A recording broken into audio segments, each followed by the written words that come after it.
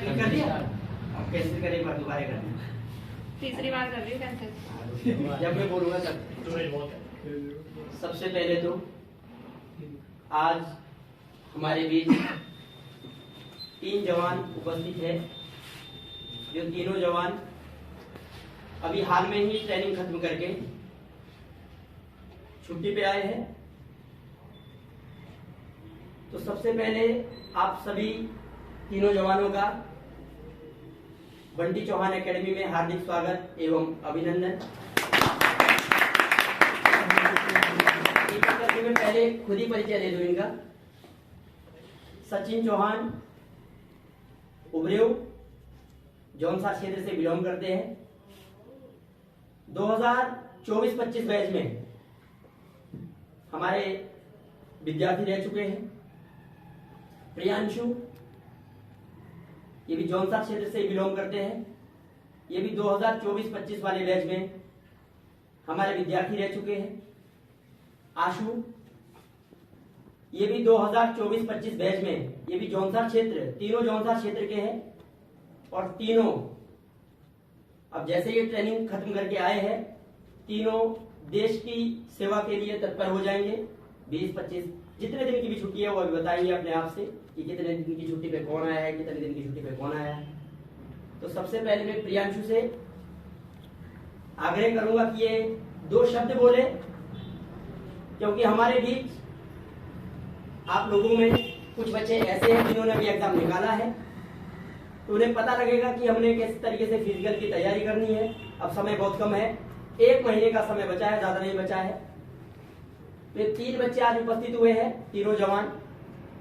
पिछले बैच हमारा जो 2024-25 का जो हमारा बैच था, उसमें टोटल 13 बच्चों का फाइनल सिलेक्शन हुआ है। तो हम 3-3, 4-4 करके बुलाते रहेंगे प्रत्येक हफ्ते के गैप पे, कि बच्चों को थोड़ा सा मोटिवेशन भी मिल सके कि 18 साल 19 साल की उम्र में, 18 साल 19 साल की उम्र तो है, 18-19 की उम्र में देश की सेवा कर पाना और अपने माँ बाप के ऊपर से बोझ कम कर देना। बोझ ही समझ रहे हो आप लोग कि इतनी, हम अगर गांव वाले क्षेत्र से है, छोटी तैयारियां कर रहे हैं, कोई आर्मी की तैयारी कर रहा है, कोई पुलिस की तैयारी कर रहा है, पैसा नहीं है कि हम यूपीएससी की तैयारी करने जाए या पीसीएस की तैयारी करने जाए। तो 18-19 साल की उम्र में आप ये समझ सकते हैं कि अपने घर की जिम्मेवारी अब संभाल सकते हैं कि अब इतना पैसा मिल जाएगा कि हम अपना परिवार पाल सके। तो खुशी की बात भी है कि 18-19 साल का लड़का अभी ये अग्निवीर हुआ है, तो 4 साल में रिटायर हो जाएगा। तो 4 साल में रिटायर, ऐसा नहीं कि सभी बच्चा रिटायर हो रहा है, 25% परमानेंट भी है। तो अगर 25% परमानेंट है तो अपना डिसिप्लिन भी रखना है, वो किस तरीके से रखना है।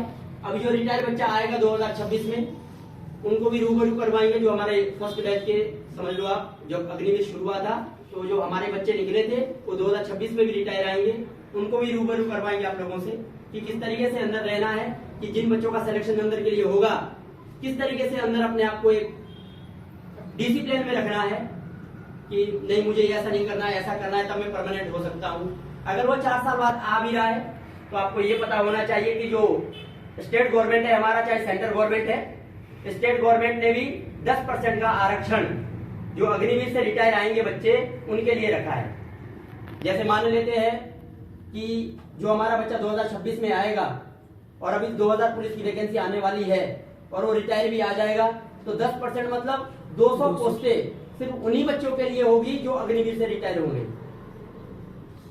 तो एक ये भी है कि आप 4 साल के अंदर 15-20 लाख रुपए कमा के भी आ रहे हैं, और एक नौकरी की श्योरिटी भी रहती है कि 4 साल बाद आप आएंगे। अगर आप थोड़ा सा पढ़ने वाले बच्चे होंगे तो आराम से 4 साल बाद पुलिस में भी लग जाएंगे, या फिर पुलिस में हो गया, दरोगा आएगी या फॉरेस्ट आएगी, इन पे भी आप लग सकते हैं। तो सबसे पहले मैं प्रियांशु को आमंत्रित करूंगा, ताली से स्वागत किया जाए प्रियांशु का।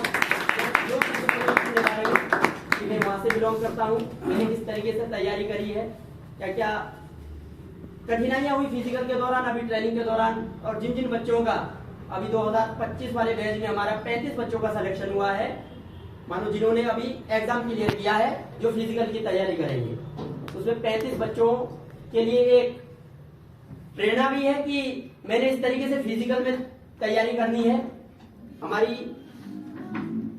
हमारा तो ये रहेगा कि 35 के 35 बच्चों का इस बार सिलेक्शन हो जाए।